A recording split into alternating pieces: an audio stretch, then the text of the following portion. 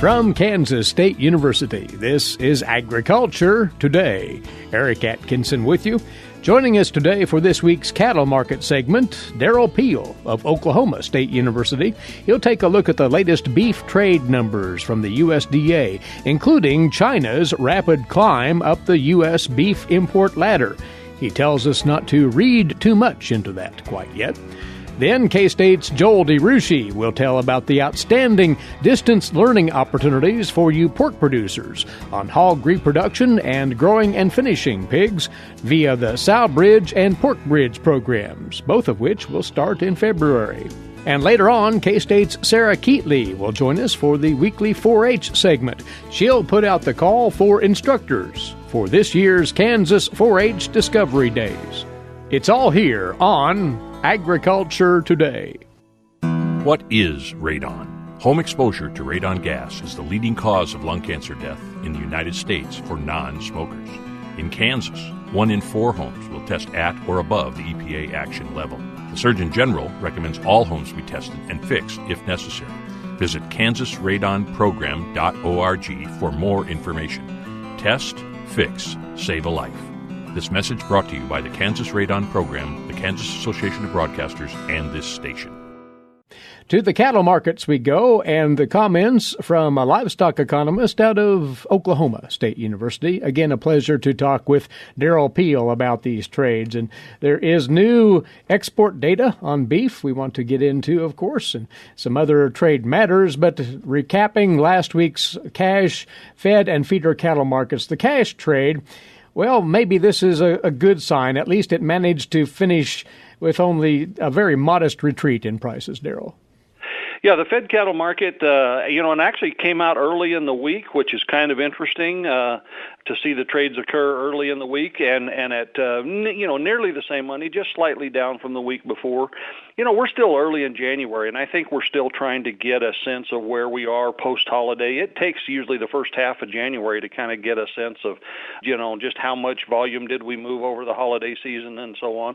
Plus, we've had, lots of winter weather, which can impact both the supply side in terms of feedlot impacts as well as the demand side in terms of lots of snow in some heavily populated areas. So just lots of things going on right now for the market to sort out. You mentioned that the major winter events, particularly on the East Coast, could have put a damper on retail beef demand. Have we any way of estimating that at this point? We really don't. It's a pipeline kind of an effect. I mean, people do eat, but they don't eat the same ways. They don't eat out as much, perhaps, during this kind of weather. And it takes some time. Honestly, we probably won't ever be able to pick it out completely. Usually that's the case. But yet we can anticipate just, sort of thinking through how people behave in this situation, that there may have been some impact. And again, particularly in this post-holiday period where we're still struggling to figure it out, it's hard to sort it all out, but, those things play into the market that we're seeing today. Speaking of winter weather, as we look at the cash feeder cattle auction action this past week, there were interruptions at various auctions, to note here in Kansas, Salina for one. But if you take it all in the aggregate, you see that feeder prices took a pretty notable hit this past week. They did, though they were generally weaker, certainly in the Plains states, and again, I think we have a variety of factors going on. Some of it, again, is this, sort of early January kind of thing, where everybody's kind of regrouping and sort of getting started for a new year. Feedlots, as we know, filled up a lot at the end of last year, and so that may have tempered their demand just in terms of numbers needed a little bit. Cold weather is not a good time for producers to enjoy shipping or receiving cattle, and we've also had some volatility in the futures market. So I think all of those things play into it. I don't know that it's necessarily a major sign of a change in the market as much as it is just a lot of things that have to be kind of sorted out in this market right now. And what we're talking about here is coming on the heels of the fourth quarter of 2017 and how the fed and feeder trades did. If you look back at the overall trends there, and those numbers have been gathered, we're entering 2018 on fairly decent footing, are we not? That's right, and that's the important perspective to keep in here as we think about these market dynamics early in the year, is that we finished 2017, really the second half of 2017, very strong, certainly the fourth quarter, not only on a year-on-year basis, but by almost any measure. Seasonal patterns were a little bit muted in terms of the normal kind of seasonal weakness we see in feeder cattle markets, for example. And so all in all, we're carrying some momentum out of the end of 2017 and into the first part of 2018 that I think is very positive for us at this point as we, again, try to figure out just exactly where these markets will take off from here. Keeping that momentum will be reliant upon our ability to move product abroad. And you do have the latest numbers on beef trade. What do they tell us about our export status to the moment? Well, we continue to see that the international trade is very supportive to the markets. It was certainly a key in 2017 as a part of the broader demand picture. It'll certainly be important as we go forward in 2018. So specifically for the month of November, exports were up not as much, a little bit less than 3% on a year-over-year basis, but that's compared to a pretty strong November a year earlier. For the year to date, for the first 11 months of 2017, exports are up 13%. On the import side, imports were about even with a year ago for the month of November, and they're down about 1% for the year to date. So not a big reduction there. We've actually been closing the gap at the end of the year, but nevertheless, with imports roughly the same and exports up, that's a positive move in the overall trade picture. And as far as the destinations for U.S. beef, same cast of characters as always, as far as our prime markets? It really is. Our top 5 markets haven't changed, and they're all positive on a year-over-year basis. So you've got Japan and South Korea as the 2 biggest markets, followed by Hong Kong, Mexico, and Canada. And again, on a year-to-date basis through the first 11 months, all of those markets were up.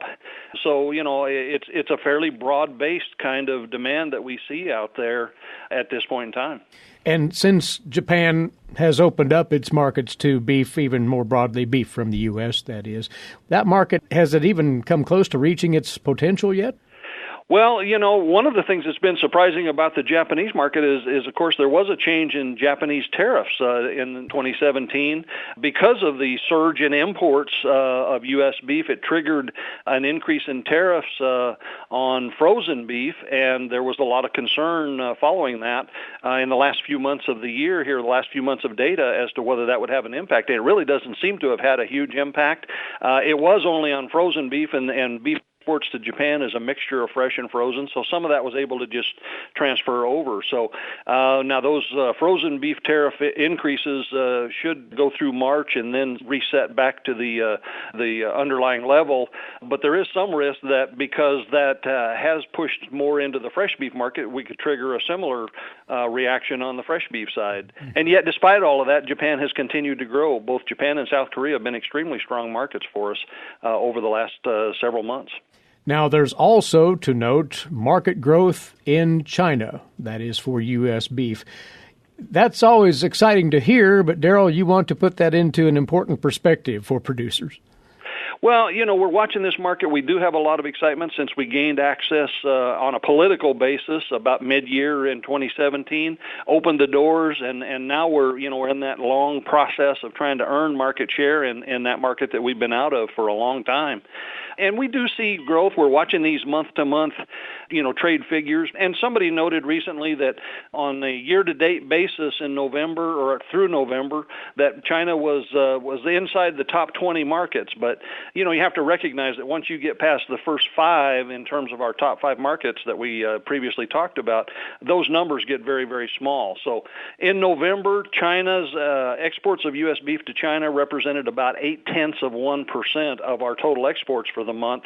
If you look at the year-to-date numbers through November for the first 11 months of the year, and that included the early months of the year when we weren't actually didn't have access to that market, but nevertheless on a year-to-date basis, exports to China represented about 0.3%. So it's positive. It certainly has tremendous potential longer term, but probably not for the foreseeable future. I don't think China will be a major factor in U.S. markets in 2018 in terms of that total impact, but we will certainly be watching for continued growth in that market in the coming months. It's hard to pin down, looking ahead, just how quickly the momentum may accelerate for that market. But rest assured, at least the start is at hand here. That's basically the start is at hand, and you know, again, it's a tremendous opportunity. Obviously, with the size that China is in terms of the population base, a small change in percentage terms is a large absolute impact. So it could take off faster, and it's not a simple concept. It's many different products and different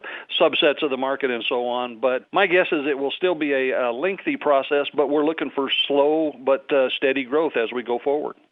Derrell, then, as you read the tea leaves, if you will, finishing out January, heading into February for the fed and feeder cattle trades, will we see much movement, or will it be rather steady as she goes both counts? Well, I don't look for a lot of movement here. Again, we're in some cold weather periods, and so I think a lot of attention right now is just focused on getting through that. We may see some impacts that will show up here in another couple of weeks or so on fed cattle weights because of the cold weather impacts. We haven't seen that. In fact, weights were actually rather high right at the end of last year in the most recent data, but I do expect them to start coming down. Feeder cattle markets, again, I'm not sure that feedlot demand is as strong as it was. I think feedlots are pretty full right now, and this cold weather is probably delaying some marketings just a little bit, so they're probably not moving out cattle as fast. And who wants to handle cattle and deal with the health problems that go with this kind of weather? On the wheat pasture side, we continue extremely dry. We may see some forced movement of cattle off of wheat pasture just because it stopped growing, and we never had a lot of growth in many cases. So, but all in all, I don't look for any major movements in these markets in the immediate term. As we move on through the first quarter, then we'll start to look for those kind of seasonal spring advances that we typically look for towards the end of the first quarter. That'll be a welcome turn of events. Get these markets going in a more encouraging direction as we get into the springtime. Derrell, thank you for joining us today, and we will catch up with you again in a few weeks. Very good. He is Derrell Peel, livestock economist out of Oklahoma State University, lending his thoughts on the cattle trading trends we see currently. And we'll be back with more after this break. You're listening to the K-State Radio Network and Agriculture Today.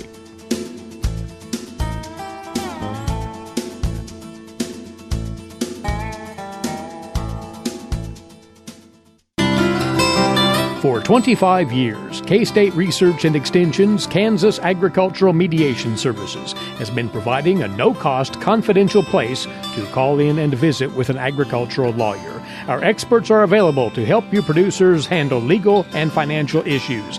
Explore your options and generate solutions. Call us at 800-321-3276 or visit us online. Kansas Agricultural Mediation Services.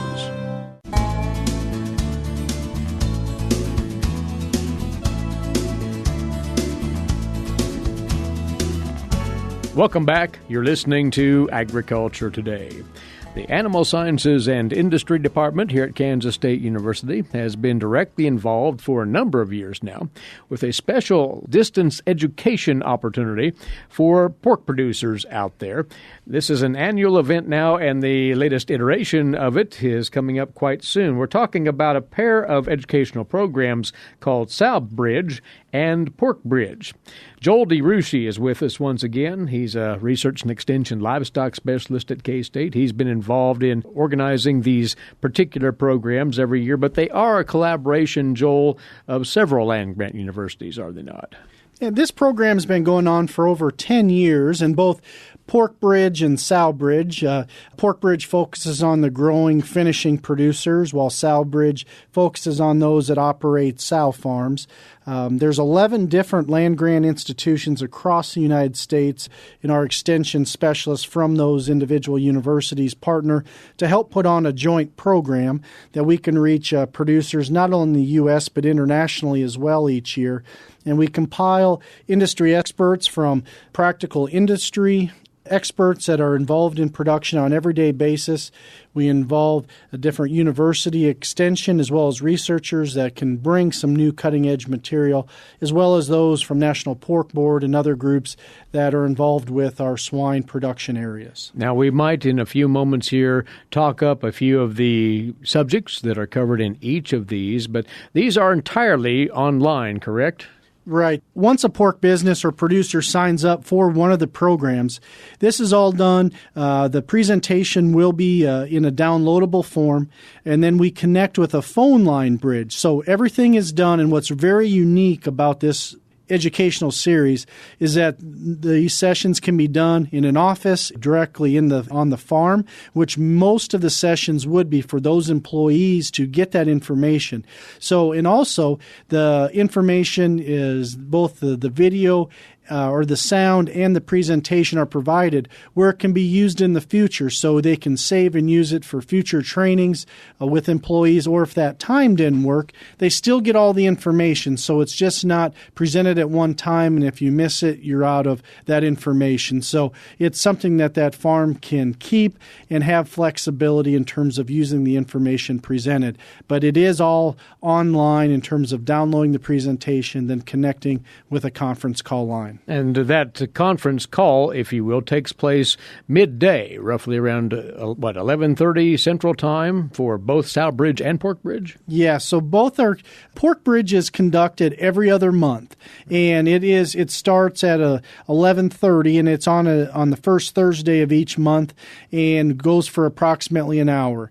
SowBridge is done monthly, and it is also conducted on a routine schedule during the first week of each month, and again starting at 11:30 and going for approximately 45 minutes to an hour. And during these sessions, not only does the presenter is live and presents, but also it's interactive where participants are asked questions and get involved in the information process back and forth. So it's a tremendous opportunity to not only hear information on some of the topics we'll bring up here, but to have a conversation about those topics. Great feature of each of these programs. Well, let's start with the SowBridge program. Clearly, this is about reproductive management. What are some of the highlights that will be included in these?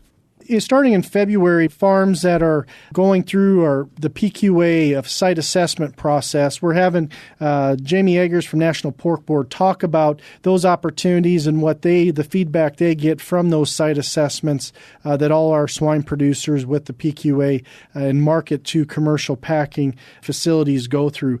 We also have several sessions on the group housing, group management of sows as we transition more farms to that. We talk about on-farm boar storage and semen storage and evaluation, types of AI, reducing stillbirths and in early wean care. We have an entire session just on day one piglet care, as well as talking about biosecurity and other health topics that will be specific to that sow and newborn pig. So a subject each month for the 12 months on SowBridge, and then the PorkBridge sessions, again, 6 of these every other month. They will look at the growing phase by and large, you say? Correct. And so we'd be really focused on kind of wean to finish production. And in these topics as well, we're going to have a talk on that common industry audit where we do this on-farm site assessments. We're going to have a session talking about non-antibiotic pork production as that continues to increase in numbers and we improve our management of those farms. We'll also be talking about disinfectants and types, talking about a couple of sessions on disease and control and biosecurity. So again, just looking at very everyday management practices that producers can get information for. So it's really great depth to each of those topics, covering the waterfront for each of those. And this format, Joel, has proven to be extremely successful. In fact, this is an award-winning outreach effort, isn't it? Right. And the feedback, and again, as it gets more challenging to have central meetings that people can come to or evenings, and ultimately what our goal with this is not only the owners and the production managers, but this has been as successful of anything with the employees, on the farm. And it really gives them an opportunity to hear other perspectives and to learn about from industry experts from other production companies or those that are doing some leading research at universities. And for the follow-up, if the questions or things come up after the fact, since many contacts like myself can be, even though I wasn't the presenter, we often have people reach out to their individual state extension specialists for more information.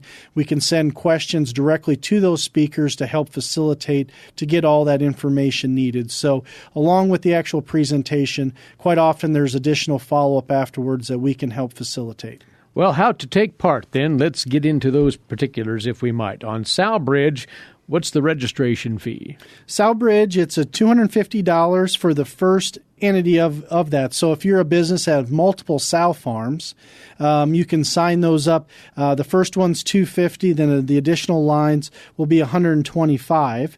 For PorkBridge, it's $125 for each registrant or site, production site, the way to think about it. You can have certainly more than one person involved, but it is for that individual registration, then more people can obviously get the information from that individual business.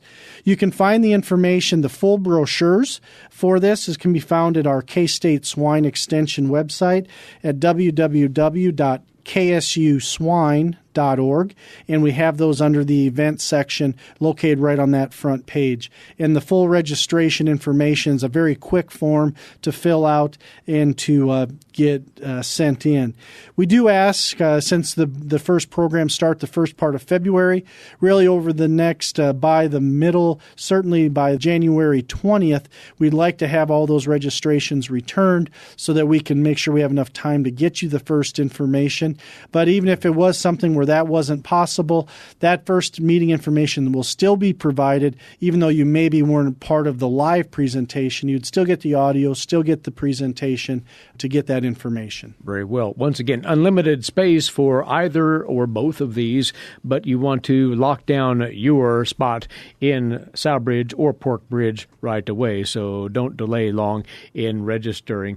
Again, it's just a tremendous opportunity for producers here during this point of the season to sharpen their management in reproduction of the herd or in the growing and finishing phases likewise. The first PorkBridge session, February the 1st, and the first SowBridge session is taking place on February the 7th. So look into this, and you'd give one last encouragement to producers. Joel, don't miss this opportunity. Yes, and again, it doesn't matter the size.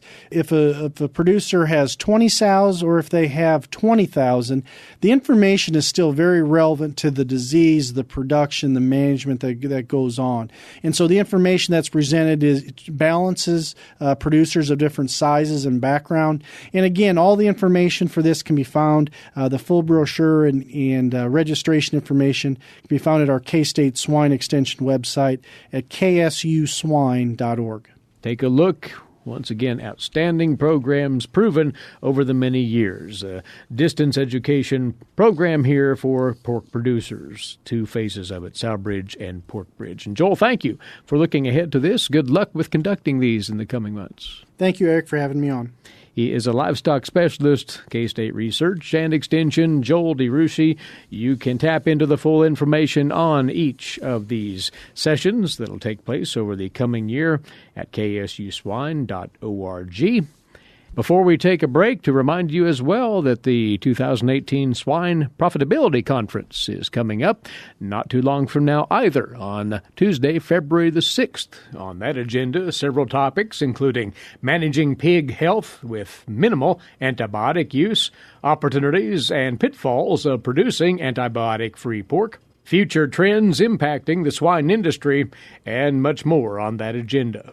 You can find out more about the Swine Profitability Conference, again Tuesday, February the 6th, as well at ksuswine.org. We'll break away for a few moments now. When we come back, today's agricultural news headlines for you. Also, Bob Atchison awaits with this week's edition of Tree Tales, and more still ahead, here on Agriculture Today.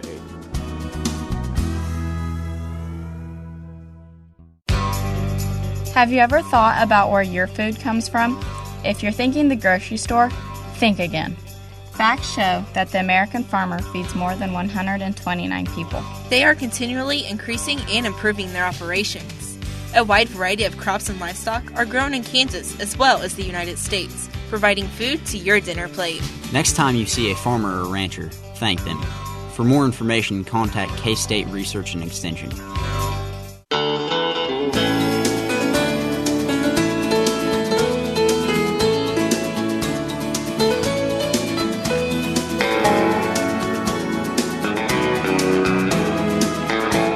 Agriculture Today continues now here on the K-State Radio Network. Thanks for listening in once again. Eric Atkinson here. Now to today's agricultural news headlines in brief for you, courtesy in part of DTN. Well, the USDA released its final numbers on 2017 row crop production on Friday, as well as its first estimate on winter wheat seedings for the 2018 crop. And looking at the Kansas breakdown, corn in the state in 2017 projected at 686 million bushels. That would be down 2% from 2016, with a yield of 132 bushels per acre. That was down 10 bushels from the previous year. The corn acreage harvested to 5.2 million acres, up 6% from 2016.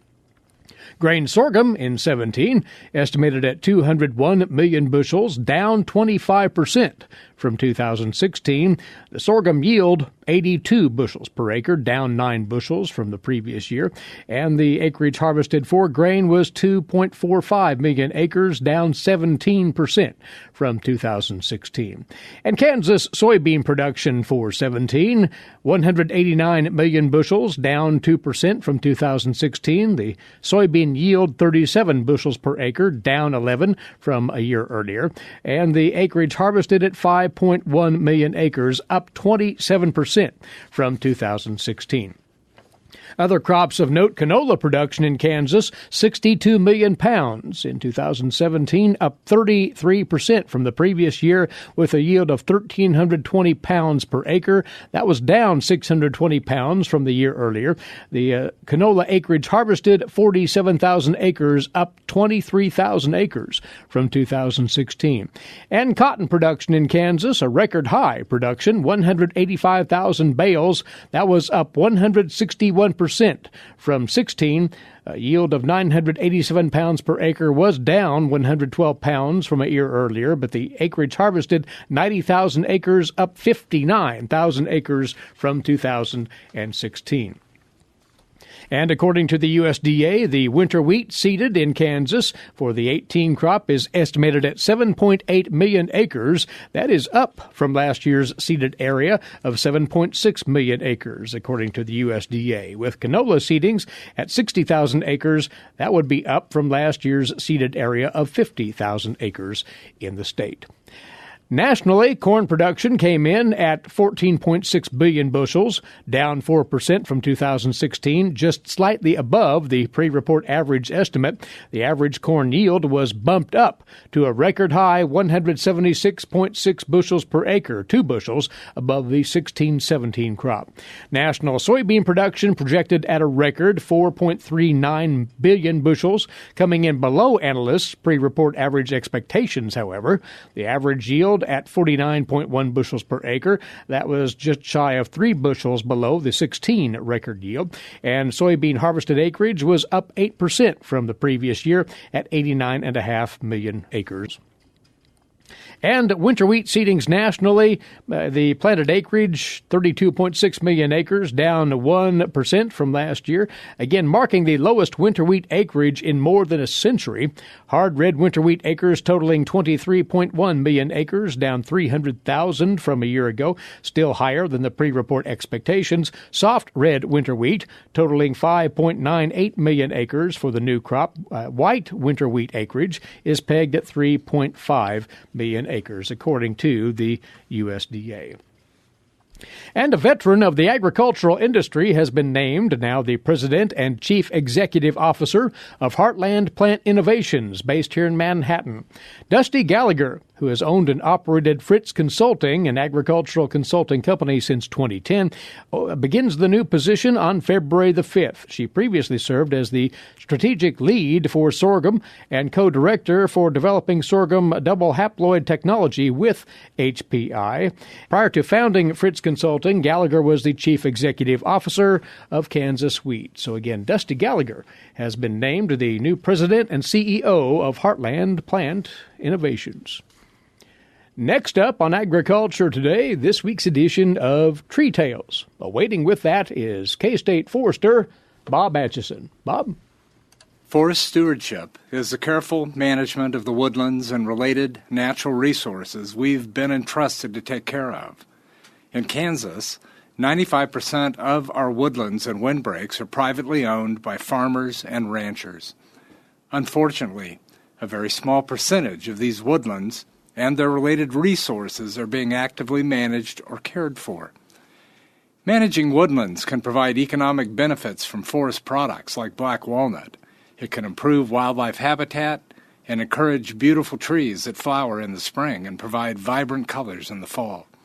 Kansas landowners who are interested in managing their woodlands or planting trees can receive assistance through the Forest Stewardship Program. The Forest Stewardship Program is a USDA Forest Service program that provides funding to the Kansas Forest Service at Kansas State University.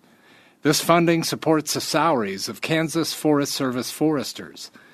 Kansas Forest Service foresters provide professional forestry advice at no cost to farmers, ranchers, and other landowners through 6 district foresters located throughout the state. Foresters provide a variety of services, including on-site visits to help landowners establish tree plantings, windbreaks, and manage their woodlands. Foresters often connect landowners with financial support through USDA programs to help accomplish their projects. One service offered through the program is the creation of long-term comprehensive forest stewardship management plans that help landowners prioritize projects based on assessments of their woodlands and windbreak conditions.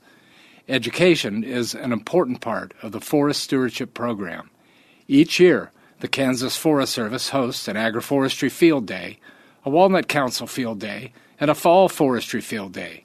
These events connect landowners with other landowners engaged in tree planting and woodland improvement projects, and presents experts' best thinking in wildlife, forestry, and agroforestry. Landowners interested in the Forest Stewardship Program can call the Kansas Forest Service at 785-532-3300 or check us out online at www.kansasforest.org. This is Bob Atchison with the Kansas Forest Service, and you've been listening to another Tree Tale. All right, Bob, many thanks. Our weekly look at what's happening in the Kansas 4-H program is next. You're listening to Agriculture Today. Did you eat today? Thank a farmer. A way to get more involved in agriculture is through 4-H and FFA. Through 4-H and FFA, we have been given multiple opportunities to grow as leaders and learn more about agriculture. You can learn skills related to jobs, public speaking skills, and you get the opportunity to travel around the country and meet new people. If you want more information about getting more involved in 4-H and FFA, visit them on their websites at kansasffa.org and kansas4h.org.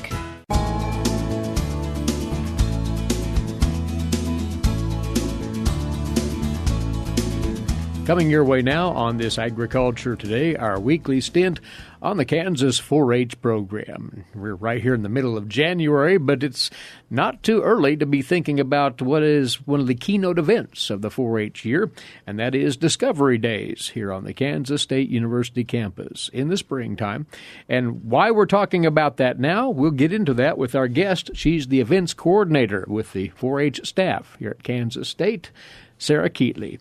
Sarah, Discovery Days, late May, early June, and before we get into the purpose of bringing it up, let's talk about what this activity is to remind folks. All right. Discovery Days is one of our events, probably the longest event that's been happening with the Kansas 4-H program. It serves as a mini college experience for youth who are 13 to 18 years of age to kind of get used to a college campus, take some classes that relate back to departments and colleges here at Kansas State University, as well an opportunity to stay in the residence halls, eat the residence hall food, stay in those rooms, and get to know some other 4-H'ers from across the state. It is an exceptional opportunity for young people to learn a few things, enjoy the college atmosphere, if you will.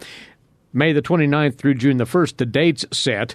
And while you're here, you're putting out the call for instructors of Discovery Days classes, right? Yes. So our Discovery Days task force met in early December to set the stage for Discovery Days, get the schedule together, and talk about some planning processes for this upcoming year. And so our theme this year is Tell Your Story. And so we're looking for class instructors to help tell the story of something that they're passionate about, whether that be auctioneering or sewing or coding on computers. We are looking for individuals who have a passion to share that passion with our youth who are attending. And so potential instructors submit their proposals for classes to the 4-H office, and then the program is assembled from there? Yeah. So the instructors should go to www.kansas4-h.org, and we will have a link on that site under What's Hot. And you would click on there, and it takes you to the sign-up process to teach a class. And we offer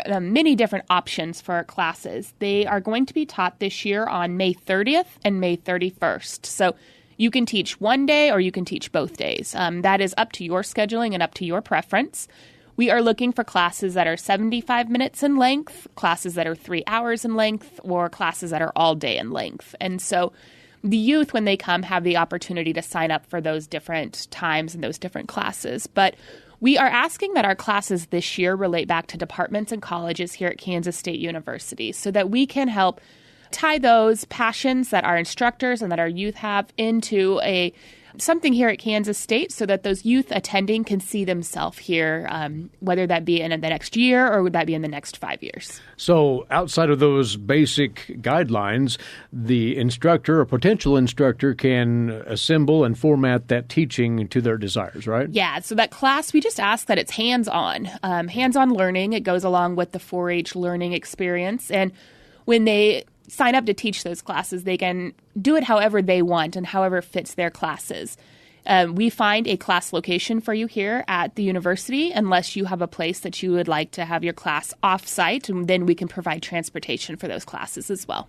And as you said, there's a diversity of topics that are covered during Discovery Days, so you want your folks out there who are so inclined to instruct a class to be imaginative about the possibilities. Yes, the possibilities are really endless. In the past, we've had classes that talk about tailgating and food safety, and then they have a tour of the athletics department, and we've had classes that talk about coding and writing your own programming for those kids who are interested in computer science. So all over the board, all over the gamut, there's just an opportunity for anyone to come and an opportunity for anyone to teach. All right. So how soon does an individual need to put forth their proposal for teaching a Discovery Days class? So right now we're taking class proposals up until February 1st. And so we ask again that you go to www.kansas4-h.org to sign up to teach a class at Discovery Days. It's going to be under the headline of What's Hot.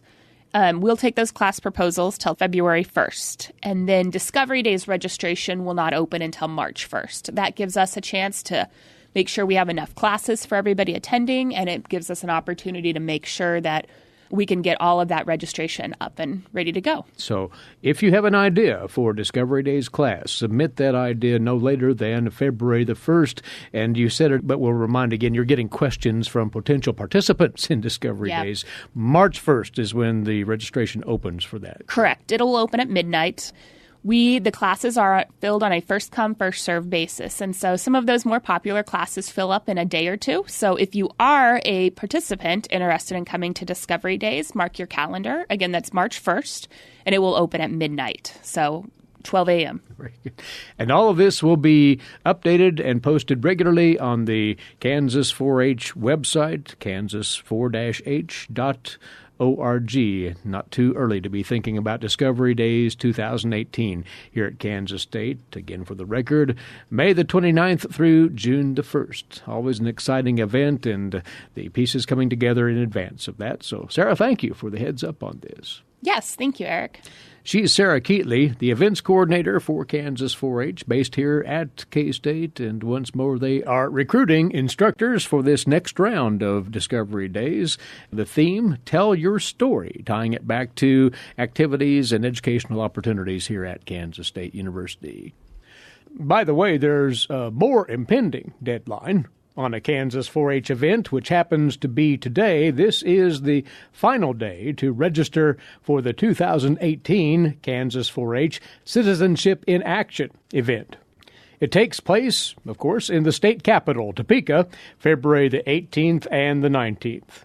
This is where Kansas youth ages 13 to 18 learn directly about how the state legislative process works and how their voice and participation in decision-making can make a difference in their communities. It is a great event for young people. And again, this is the final day, January 15th, to register for 2018 Citizenship in Action. Details on the event and how to register, likewise, at kansas4h.org. That is this week's 4-H segment, closing out this Monday edition. Remember, we now make available a podcast of every day's broadcast, so you can listen on your mobile phone or other apparatus if you so desire. To subscribe to that, go to ksre.ksu.edu/news. Click on the Radio Network tab and then the Agriculture Today link. The instructions are right there, ksre.ksu.edu/news. Meantime, thanks for listening in today. Eric Atkinson here. This has been Agriculture Today over the K-State Radio Network.